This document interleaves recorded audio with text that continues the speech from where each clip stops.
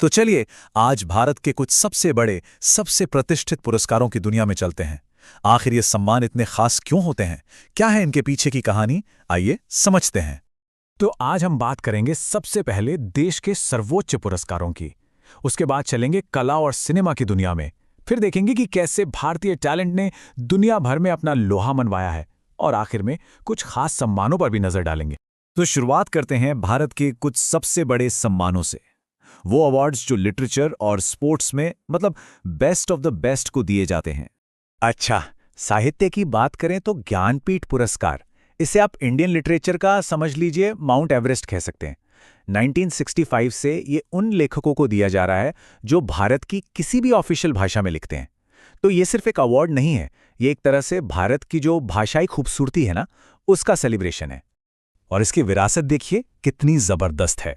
सबसे पहले विजेता थे मलयालम लेखक जी शंकर कुरूप, और हाल ही में ये सम्मान मिला है उर्दू शायरी के जादूगर गुलजार साहब और संस्कृत के विद्वान रामभद्राचार्य जी को। ये लिस्ट अपने आप में बताती है कि हमारा साहित्य कितना रिच है। तो लिटरेचर से अब आते हैं खेल की दुनिया में। यहां सबसे बड़ा सम्मान है मेजर ध्यानचंद खेल रत्न पुरस्कार। पहले इसका नाम राजीव गांधी खेल रत्न अवार्ड हुआ करता था। ये वो अवार्ड है जिसे पाना हर भारतीय खिलाड़ी का सपना होता है। ये सम्मान है उस मेहनत का, उस लगन का, जो एक एथलीट को टॉप पर ले जाती है। और एक मजेदार बात पता है, इस अवार्ड को सबसे पहले जीतने वाले थे चेस के लेजेंड विश्वनाथन आनंद। सोचिए उस वक्त की ये कितनी बड़ी बात रही होगी। और तब से लेकर आज तक ये अवार्ड खिलाड़ियों के लिए एक बहुत बड़ी प्रेरणा बना हुआ है। और इस सम्मान के साथ 25 लाख रुपए की पुरस्कार राशि भी मिलती है। पर देखिए, ये रकम सिर्फ पैसा नहीं है, ये एक तरह से इस बात का सबूत है कि देश अपने चैंपियंस को कितना सम्मान देता है, उनकी कितनी कद्र करता है। चलिए अब स्पोर्ट्स के मैदान से सीधा चलते हैं सिनेमा की चमचमाती दुनिया में। एक ऐसी दुनिया जो हमारे कल्चर का एक बहुत ही जरूरी हिस्सा है। इंडियन सिनेमा की बात हो और नेशनल फिल्म अवार्ड्स का जिक्र न हो, ऐसा हो ही नहीं सकता। इन्हें क्वालिटी सिनेमा का सबसे बड़ा पैमाना माना जाता है। जैसे हाल ही में 12th फेल जैसी फिल्म को जो सम्मान मिला, वो बताता है कि अब सिर्फ बॉक्स ऑफिस कलेक्शन ही नहीं, बल्कि एक अच्छी कहानी को भी पहचान मिल रही है। और फिर आता है दादा साहब फाल्के अवार्ड। ये इंडियन सिनेमा का सबसे बड़ा सम्मान है, जो किसी एक फिल्म के लिए नहीं, बल्कि पूरी जिंदगी सिनेमा में दिए गए योगदान के लिए मिलता है। ये एक तरह का ultimate life time achievement award है। इसकी भी विरासत कमाल की है। सबसे पहली विनर थीं देविका रानी, जिन्हें first lady of Indian cinema भी कहा जाता है। और आज के दौर में देखिए, सुपरस्टार मोहन लाल जैसे दिग्गजों को ये अवार्ड मिला है। ये अवार्ड्स खुद इंडियन सिनेमा की कहानी कहते हैं। अच्छा, अब देश से बाहर निकलते हैं, देखते हैं कि कैसे इंडियन टैलेंट ने पूरी दुनिया में अपनी पहचान बनाई है और बड़े बड़े इंटरनेशनल अवार्ड्स जीते हैं। और जब इंटरनेशनल अवार्ड्स की बात होती है तो सबसे पहले नाम आता है नोबेल प्राइज का।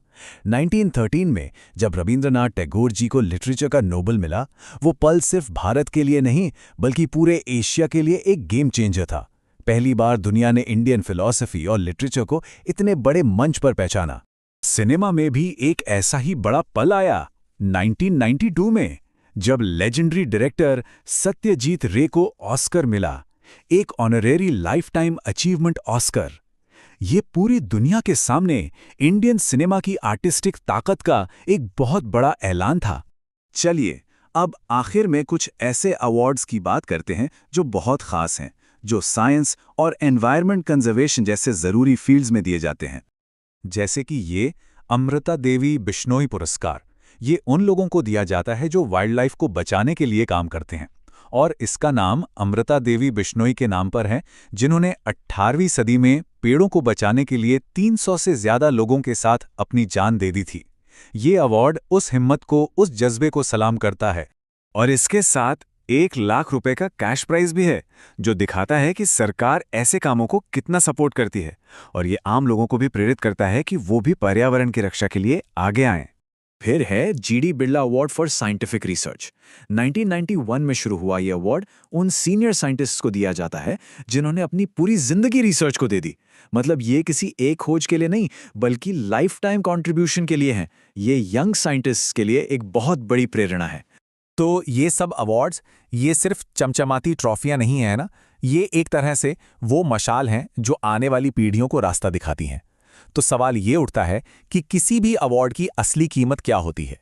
शायद इसका जवाब उस इंस्पिरेशन में है जो ये लाखों करोड़ों लोगों को देती है।